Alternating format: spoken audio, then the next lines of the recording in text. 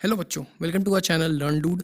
अगर तुम यहाँ पर नए हो, like the video, comment your queries, share the video with your friends and leave a subscribe. तो आज से हम पढ़ने वाले हैं फिजिक्स, क्लास 9th के लिए फिजिक्स। ये याद रखो कि जब भी तुम कोई चीज़ पढ़ना शुरू करते हो, सीखना शुरू करते हो, तो ये हमेशा जान लेना कि तुम क्यों वो पढ़ रहे हो, क्यों तुम उसको सीखना तुम्हारे लिए ज़रूरी है।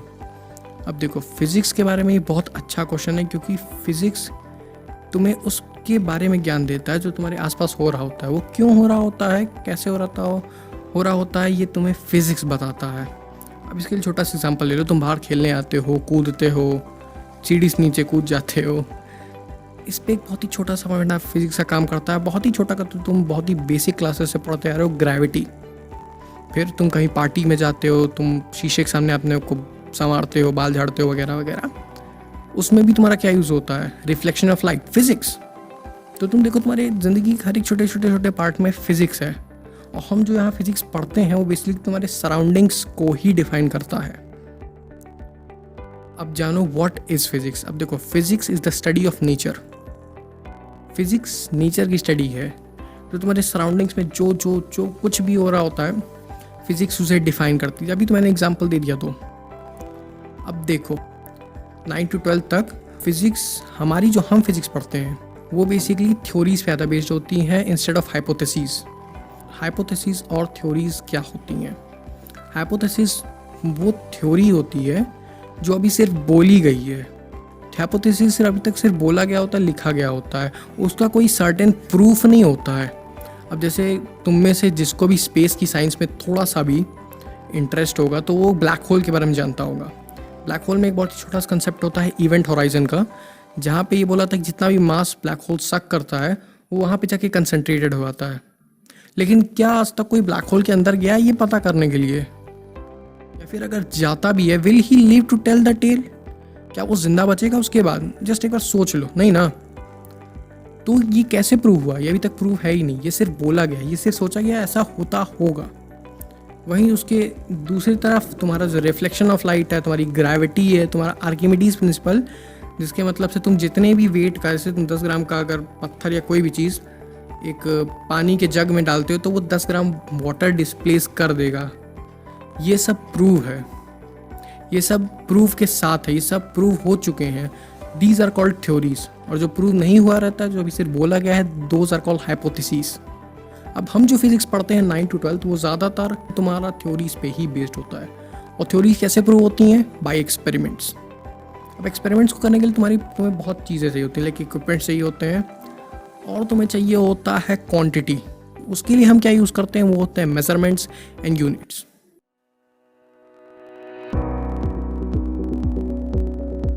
सो Lord kelvin, this guy, he was a scientist, और अपनी ज़िंदगी के एक पॉइंट पर इन्होंने ये कहा था, I often say, when you can measure what you are speaking about and express it in numbers, you know something about it.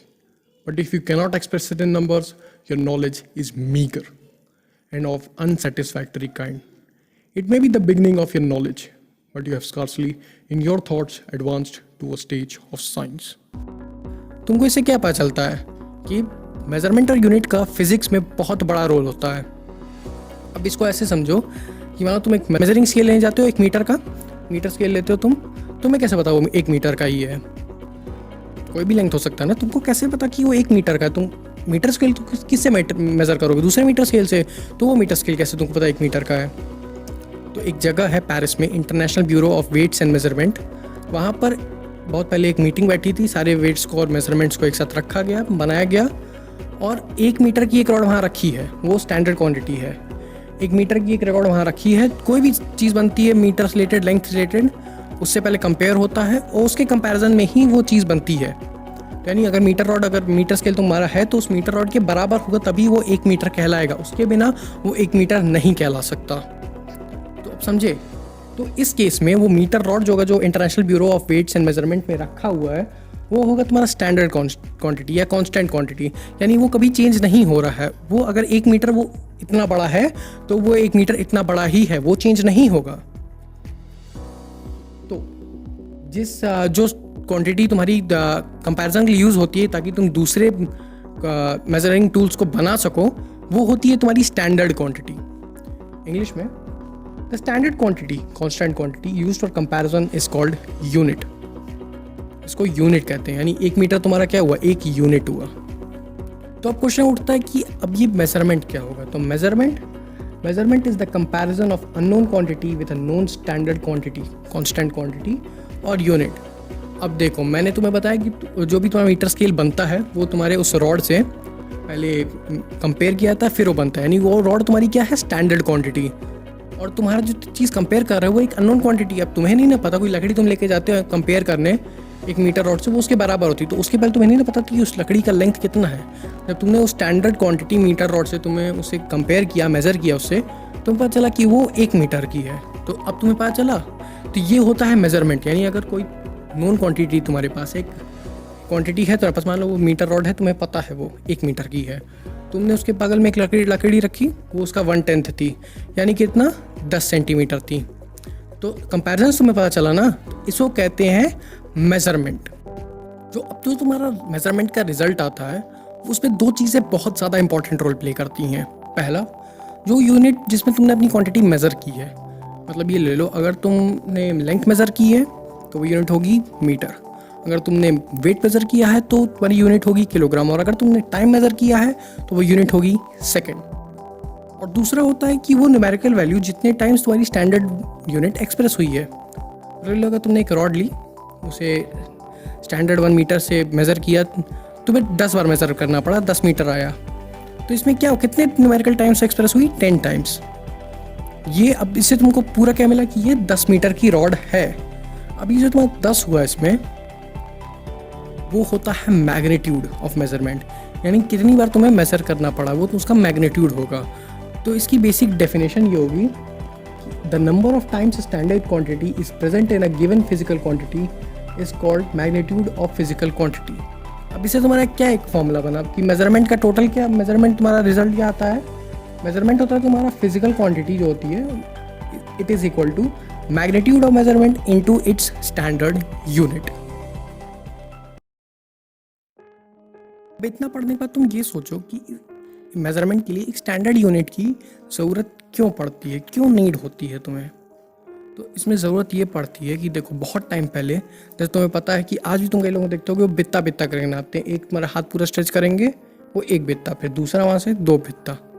ऐसे कई लोग आज भी मेज़र करते हैं, लेकिन सबका हाथ का लेंथ सेम समान नहीं ना होता है, सेम नहीं होता, किसी का छोटा होता है, किसी का बड़ा होता है, किसी का, सबका अलग अलग लेंथ होता है। तो अगर सब लोग बित्ता बित्ता करके नापे तो हमेशा तो मतलब 4 बित्ता किसी के लिए 1 मीटर होगा, तो 4 बित्ता किसी के लिए 10 ही, किसी के लिए आधा मीटर होगा। तो तुम्हारे लिए तो प्रॉब्लम पड़ गई ना कि 2 लोग ने एक ही टाइम एक ही चीज़ को 4 बार किया, एक यूनिट को, लेकिन लेंथ तुम्हारी अलग अलग आई। गलत हुआ। इसलिए for this very reason we need a standard quantity in measurement, कि हम वो क्वांटिटी तुम्हारा पूरी दुनिया में चल सके। और स्टैंडर्ड क्वांटिटी कोई ऐसे ही नहीं बन जाती है कि मतलब उठाया बन गया। स्टैंडर्ड क्वांटिटी के लिए भी तुम्हारा एक प्रॉपर उसके मापदंड होते हैं, जिससे उसे पार करना होता है, तभी उसे दर्जा मिलता है एक स्टैंडर्ड क्वांटिटी का। तो वो मापदंड क्या होते हैं? पहला मापदंड होता है कि it should B of a convenient size, यानी वो एक बहुत ही कन्वीनियंट साइज की होनी चाहिए, जो बंदा एक बार में देख सके, एक बार में उसको परसीव कर सके, एक बार में अपने हाथ में लेके मतलब वो फील कर सके हाँ ये इतना बड़ा है। इसलिए होता है वो एक कन्वीनियंट, ये होता है उसका एक कन्वीनियंट साइज। और दूसरा होना चाहिए कि it should not change with respect to time and space. मतलब ऐसा नहीं होना चाहिए कि मतलब पेरिस में जो रॉड रखी 1 मीटर की, उसको इंडिया लाओगे तो उसकी लेंथ घट जाएगी या बढ़ जाएगी, वो उतनी ही रहेगी। या फिर ऐसा भी नहीं होना चाहिए कि 1960 में जब वो मीटिंग बैठी थी, वहाँ पे उसको 1 मीटर घोषित किया गया, तो वहाँ तक वो 1 मीटर की थी, अभी उसकी लेंथ घट के 0.97 मीटर आ चुकी है। नहीं ना, नहीं कम हुई है, अभी भी उसकी वैसी ही है। इसीलिए उसको टाइम और स्पेस का चेंज नहीं होना चाहिए, यानी तुम जगह बदलो, तुम समय बदलो, तुम कुछ भी बदलो, तुम्हारी जो स्टैंडर्ड यूनिट है that should never change. It should be possible to define without any doubt or ambiguity, यानी तुम उसको नॉर्मली डिफाइन कर सकते हो। अब देखो, जैसे मीटर की एक प्रॉपर डेफिनेशन है, बिना किसी डाउट के एक बहुत ही प्रॉपर डेफिनेशन है, वो आगे मैं बताऊँगा आपके लिए। तो एक प्रॉपर डेफिनेशन जिसको तुम पढ़ सकते हो, जिसमें तुम पता कर सकते हो कि हाँ 1 मीटर कितना बड़ा होता है। और बिना डाउट के एक प्रॉपर तुम्हें बताई गई है, लिटरली तुम्हारे light of spectrum of light का यूज़ करके, तो उसमें कोई डाउट ही नहीं बचा। इसलिए तो ऐसे ही किसी भी तुम्हारे स्टैंडर्ड यूनिट में कोई भी डाउट नहीं चाहिए, तुम उसको डिफाइन कर सको। It should not be perishable, यानी वो गायब नहीं चाहिए, नहीं कि समय के साथ वो गायब हो जाए। अब तुम्हारा ऐसा नहीं कि वो ख़त्म हो जाना चाहिए, कि मतलब मीटर है कुछ समय बाद नहीं भैया मीटर मज़ा नहीं आ रहा है, सोच रहे हैं अब उसको बित्ता फिर कर लें, ऐसा नहीं होना चाहिए। तुम्हारी वो चीज़ चलनी चाहिए टाइम के साथ हमेशा के लिए। और पांचवा और आखिरी होता है, it should be easily reproduce, यानी उसको वापस उसको रिप्रोड्यूस किया जा सके। अब तुम्हारा जो मीटर रॉड है, क्योंकि उसके कई कॉपीज़ बन चुके हैं, तो वो नॉर्मली रिप्रोड्यूस हो सकती है। अब ऐसा नहीं कि अगर मान लो वो रॉड तबाह हो जाती है तो उसका दूसरा कुछ है, उसका एक ऑल्टरनेट है। समझ में? तो ये होते हैं कैरेक्टरिस्टिक्स। अब ये पांचों कैरेक्टरिस्टिक्स तुमको स्क्रीन पे दिख रहे हैं एक साथ। If you wanted pause the video and note it down. So this was it for this video. अब हमने इसमें देख लेते हैं हमने क्या क्या सीखा। हमने सीखा फिजिक्स के बारे में थोड़ा, फिर हमने सीखा मेजरमेंट और यूनिट्स के बारे में। अब मेजरमेंट और यूनिट्स में हमने सीखा कि एक स्टैंडर्ड यूनिट या कांस्टेंट क्वांटिटी क्या होती है, क्यों होती है, मेजरमेंट क्या होता है, इसका कहाँ कहाँ यूज़ होता है, ये कैसे एक्सप्रेस किया जाता है, इसका मैग्नीट्यूड क्या होता है।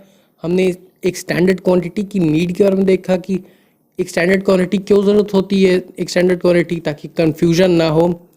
फिर हमने देखा कि स्टैंडर्ड क्वांटिटी के कैरेक्टरिस्टिक्स क्या क्या होते हैं, कि मतलब वो क्या क्या कैरेक्टरिस्टिक्स शो करती है कि हाँ ये एक स्टैंडर्ड क्वांटिटी है। हमने इस वीडियो में ये सीखा। For the next video will be looking at derived units, fundamental units and the unit systems.